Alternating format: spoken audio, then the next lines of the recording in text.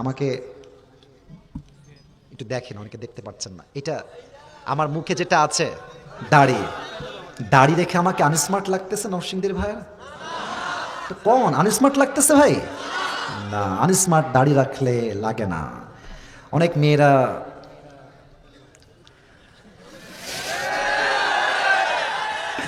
অনেক মেয়েরাই আছে যারা দাড়িওয়ালা যুবককে পছন্দ না করলেও গাঞ্জাখোরকে খুব পছন্দ করে।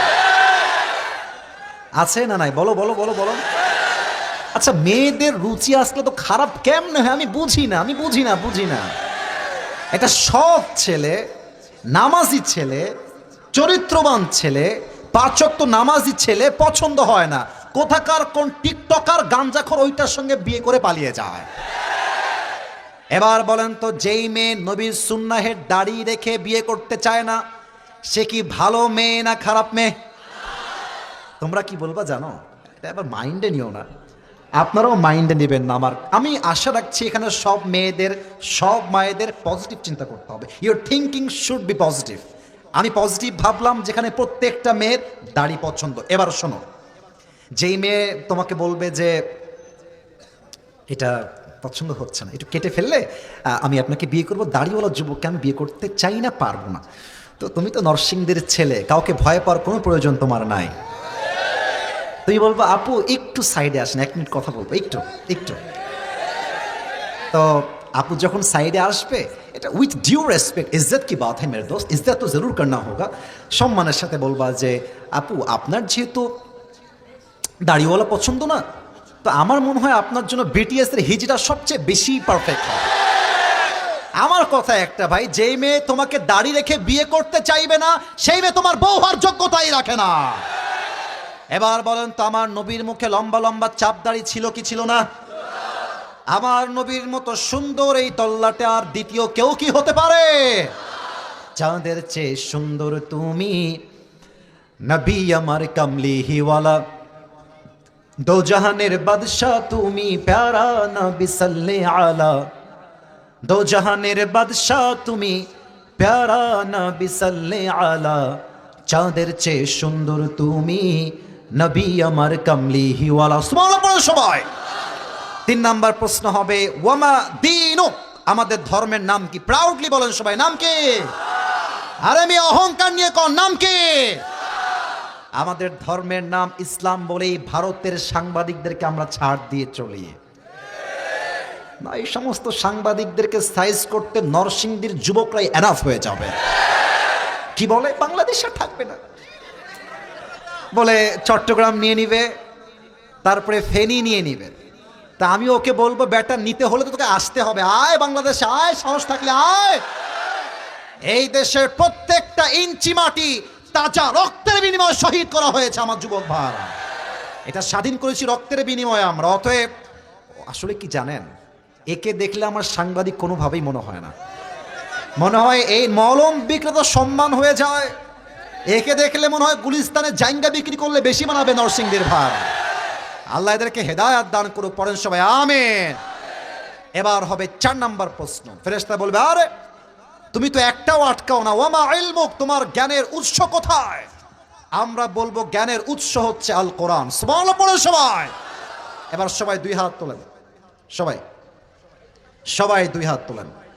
রাত বাজে 12টা, যদিও আমার নিয়ম দেওয়া আছে 1 ঘন্টার বেশি ওয়াজ যাবে না, তবে নরসিংদীর জন্য আজকে নিয়ম নয়, ভালোবাসা দিয়ে হিসাব করতে চাই। আপনারা কি রাজি আছেন নাকি নাই? আমি আরো 10টা মিনিট কথা বললে আপনারা সবাই থাকবেন তো ইনশাআল্লাহ? হাত উপরে রাখেন, হাত উপরে। আমাকে বলেন সবাই হুজুর। আরেকবার বলেন হুজুর।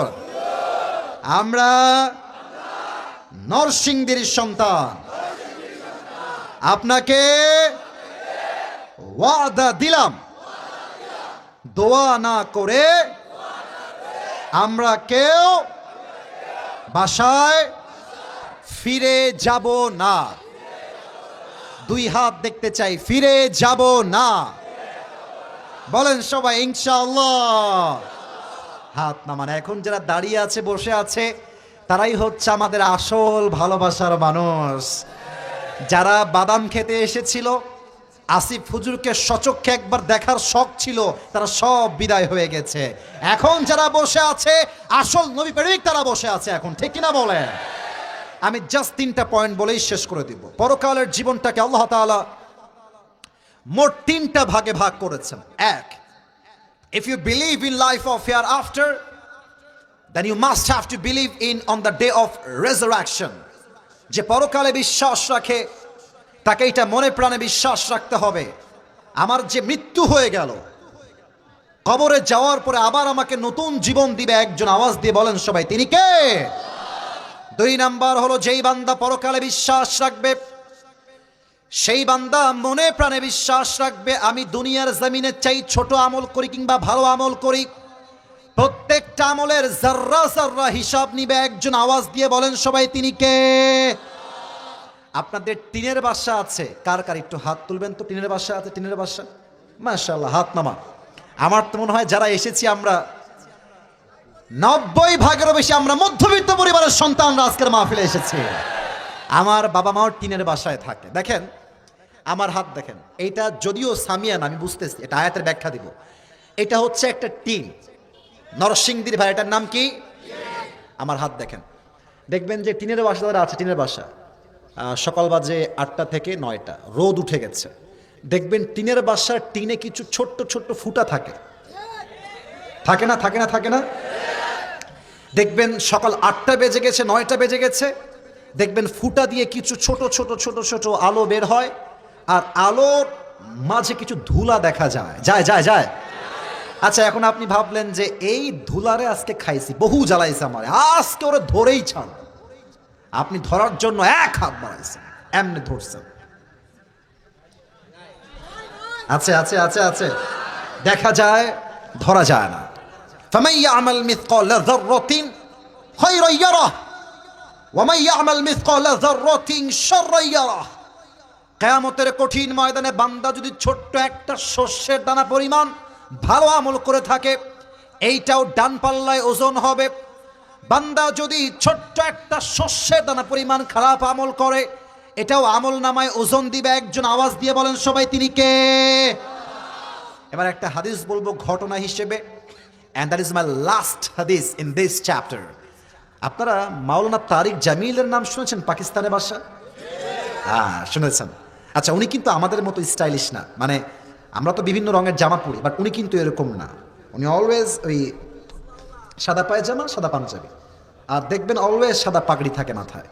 তো সেই দিন আমি একটা ওয়াজ শুনছিলাম, ওয়াজের টাইটেল ছিল উর্দুতে কিয়ামত কা মঞ্জর, কিয়ামতের দৃশ্য। উনি সেখানে এক মারাত্মক ঘটনা বললেন হাদিস থেকে, যেটা আমার কলিজায় আঘাত করেছে। উনি বললেন কিয়ামতের দিন যখন কায়েম হয়ে যাবে হিসাব দিবস, আল্লাহ বলবে অমুক বান্দার আমল নামা ওজন দাও, ওজন দেওয়া হবে। জান্নাতে যাওয়ার জন্য আমল লাগবে 100তে 51। বলেন সবাই, 100তে কত অন? কত কন? 51। ওই বান্দার আমল নামা ওজন দেওয়া হবে। তো ये दाई আমল और बाई আমল दोनों ऐसे बराबर हो जाएगा। তারিক জামিল বললেন দুইটাই সমান সমান হয়ে যাবে।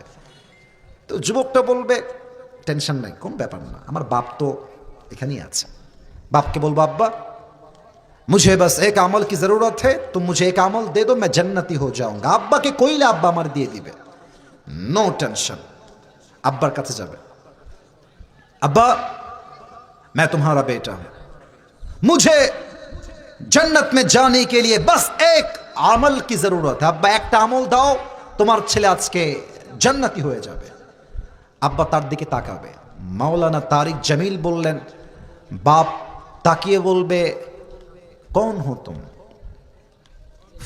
कहां से आए हो, कौन हो, मेरा तो बीवी नहीं था, बेटा कहां से आएगा। अरे কে ছেলে, বের হও, আমার তো বউ নাই, সন্তান আসবে কই থেকে, বের হয়ে যাও। যুবকটা বলবে আব্বা আমি তোমার একমাত্র কলিজার ছেলে, একটা আমল হলেই জান্নাতি, একটা আমল দাও না আমাকে ভিক্ষা। আব্বা, আব্বা বলবে বের হও, উখরুজ, বের হয়ে যাও। যুবকটা অবাক হয়ে যায়, আব্বা জাস্ট একটা আমলের জন্য আমাকে আজকে চিনছে না, একটা আমলের জন্য। হায় হায় হায়। যুবকটা এবার মায়ের কাছে আসবে, মা তুম মুঝে ইনকার মত করনা। মা তুমি আমাকে চিনতে অস্বীকার অন্ত বাবার মতো করো না, আজকে এরকম স্বার্থপর তুমি হয়েও না। মা মা আমার একটা আমল হলেই জান্নাতি, মা তুমি একটা আমল আমাকে ভিক্ষা দাও। মা বলবে কौन है तुम्हारी माँ, मेरा तो शौहर नहीं था, लड़का कहां से आ गया, আর আমার তো স্বামী নাই, সন্তান আসবে কই থেকে, ও খরচ বের হয়ে যাও। বাপ মা ভাই বোন বউ একটা আমল তাকে কেউ দিবে না। যুবকটা ফিরে আসবে। দেখেন একটু হাদিসটা প্র্যাকটিক্যালি বোঝাই। যুবকটা এসে এই ডান হাঁটু আর বাম হাঁটু দুইটা বুক পর্যন্ত উঠাবে, আমি দেখাইতে পারছি না প্র্যাকটিক্যালি, আর এই দুই হাতটা এমনে দিবে, চোখ নামানো, দুই চোখের পানি ছেড়ে কান্না করবে। একটা যুবক দৌড় দিয়ে আসবে, আরে ভাই তুমি ইতনি পেরেশান কি হয়েছে তোমার ভাই, আমার এত চিন্তা কিসের তোমার, আমাকে বলো, আমি তোমার হেল্প করতে চাই। বলবে আরে ভাই আপনি জানতো আমার বাপ চিনছে না, মা চিনছে না, বউ চিনছে না, আপনি কই থেকে আসছেন, বের হয়ে যান, আপনি যান যান।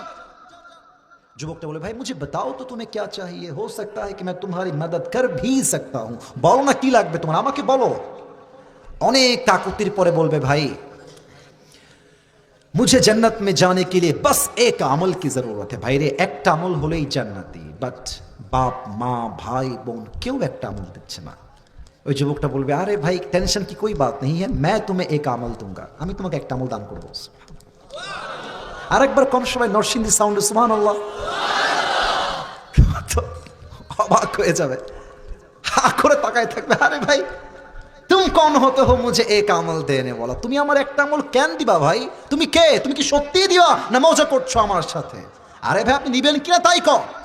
আরে ভাই দেন দেন, একটা আমল নিয়ে সোজা আল্লাহর কাছে দৌড় দিবে। আল্লাহকে ডাক দিয়ে বলবে আল্লাহ ये देखो मुझे एक अमल मिल गया है, मुझे अभी के अभी जन्नत में दाखिल करा दो। আল্লাহ দেখো একটা আমল পেয়ে গেছি, জান্নাত দাও। আল্লাহ বলবে তোকে একটা আমল কে দিয়েছে রে আজকে? বাপ দেয়নি, ভাই দেয়নি, মা দেয়নি, বোন দেয়নি, বউ দেয়নি, কে দিয়েছে? নরসিংদীর ভাইরা বলেন তো আল্লাহ কি দেখে কি দেখে না?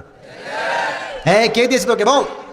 যুবকটা বলবে হাদা আখি, ये जो मेरी भाई है इसने मुझे एक আমল दिया है, আল্লাহ আমার এই ভাইটা একটা আমল দিয়েছে। আল্লাহ বলবে এই বান্দা doesn't make any sense, মাথায় হুশ বুদ্ধি তোর কিছু আছে? আরে ওর তো বাপ মাই চিনছে না, ভাই হয়ে তুই অপরিচিত একজন ছেলে হয়ে একটা আমল কেন দিলি, তো কি তুই ওকে কেন দিলি আমাকে বলতে হবে। ওই যুবক ডাক দিয়ে বলবে আল্লাহ মেরে পাস সির্ফ এক হি আমল হ্যায়, আল্লাহ আমার কাছে আমল আছেই মাত্র একটা। আমি ভাবলাম যে এই একটা আমল দিয়ে আমি কি করব, আমি তো এমনিতেও জাহান্নামী অমনিতেও জাহান্নামী। তা আমি ভাবলাম अगर मैं एक अमल अपनी भाई को दे दूं और वो जन्नत में चला जाए तो इसमें बुरी क्या बात है। तो मैंने मेहरबानी करके एक अमल मेरे भाई को मैंने दे दिया। अल्लाह আমি ভাবলাম একটা আমল দিয়ে তো আমার কাজ নাই, আমি এমনি তো জাহান্নামী হয়েই গিয়েছি, তো আমি ভাবলাম একটা আমল দিয়ে যদি আমার ভাই জান্নাতে যেতে পারে তো একটা আমল ভাইকেই দান করে দেই, আমি দান করে দিয়েছি। আল্লাহ বলবে ও আচ্ছা আচ্ছা তোর এত দয়া হয়ে গেছে, তুই কি আমার চাইতে বেশি দয়াময় হতে চাস বান্দা? না না না না, আনা রহমান আনা রহিম, I am the most merciful, I am the most gracious, I am the most kindful Lord.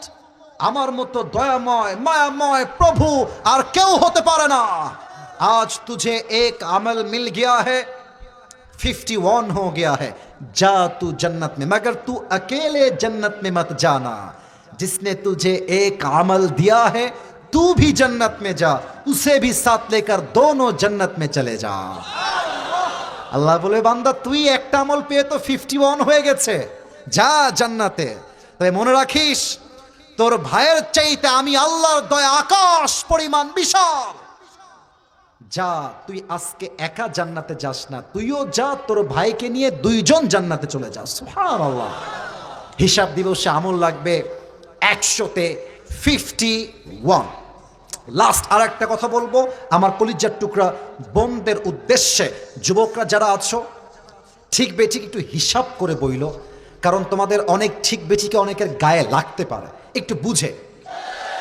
1 number. 2 number, সেই মেয়ে জাহান্নামে যাবে সবচেয়ে বেশি যারা কাপড় পরেও উলঙ্গ থাকতো।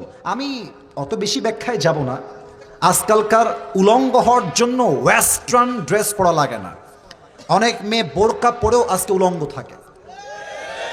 বলবেন এটা কেমন কথা বললেন হুজুর? আরে সত্য ভাই, আজকালকার মেয়েরা যে পরিমাণ টাইট ফিটিং বোরকা পরে, ওই বোরকার জন্য তার প্রত্যেকটা দেহের অঙ্গ প্রত্যঙ্গের ভাঁজ বোঝা যায়। নরসিংদের যুবক ভাড়া বলো, अरे बाबा रे बाबा, हाथे मोजा पाए मोजा मुखे हिजाब नेकाब देखले ही मने হবে यार ये तो अभी कभी जन्नत से भाग के दुनिया में आई है। এত ভালো মেয়ে মাশাআল্লাহ। আমি তো অবাক হয়ে যাই যে এইরকম মেয়ে নারায়ণগঞ্জের পার্কে গিয়ে বোরকা পরে হিজাব পরে নেকাব পরে বাদাম খাচ্ছে আর বোরকা পরেই প্রেম করে বেড়াচ্ছে। এদেরকে দেখলে আমার বলতে মনে চায় উপরে ফিটফাট ভেতরে পুরোটাই সদরঘাট। অতএব যুবক ভাইরা, বোরকা পড়লে দিনদার হওয়া যায় না। দিনদার হওয়ার জন্য চরিত্র ভালো হওয়ার প্রয়োজন হয়, ঠিক কিনা বলে? আল্লাহ প্রত্যেকটা মা বোনকে পরিপূর্ণ পর্দাশীল হওয়ার তৌফিক দান করুক। পড়েন সবাই আমিন। 3 নাম্বারটা বলেই দোয়া করব, কেউ যেন ডান বাম হতে না দেখি। 3 নাম্বার হলো হিসাব দিবস শেষ হয়ে যাবে, আমাদের সকলের মাঝে 2টা দল ভাগাভাগি হয়ে যাবে। এক হচ্ছে ডানপন্থী, বলেন সবাই, এক হচ্ছে কোন পন্থী? আর এক হচ্ছে বামপন্থী।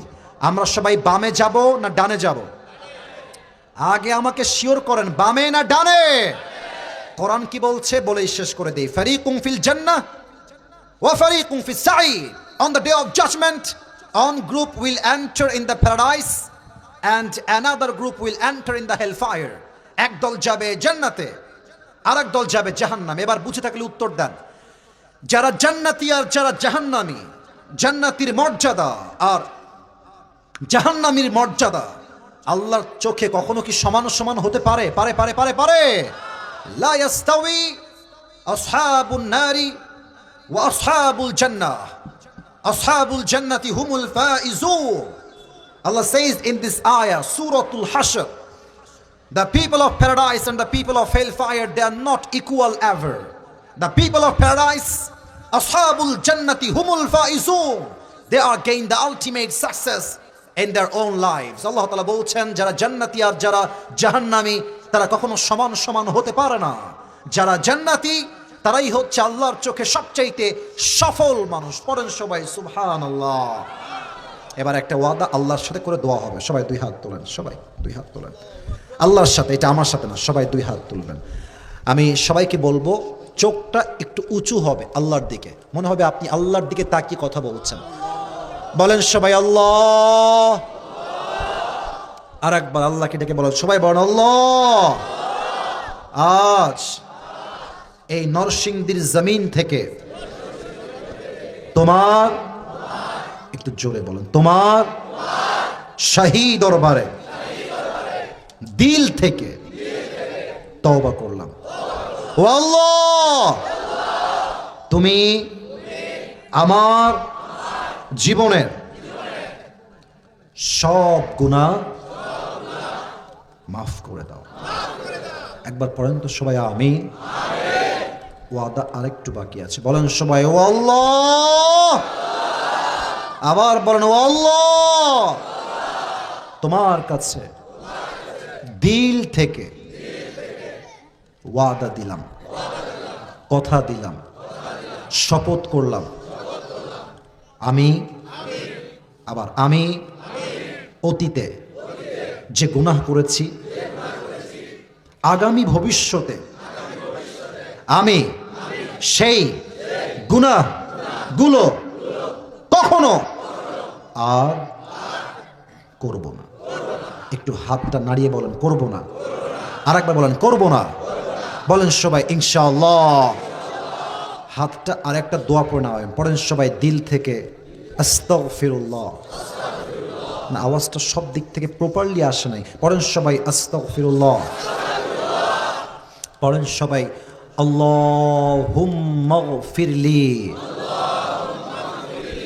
আল্লাহ তুমি দেখলা সবাই তওবা করলো, আমার মায়েরাও তওবা করলো, আমার যুবকরা, আব্বা জানরা, স্টেজের মুরব্বীরা, সম্মানিত ব্যক্তিবর্গ সবাই তওবা করলো। আল্লাহ আমাদের সকলের তওবাকে তুমি কবুল করো না। পড়েন সবাই আমিন।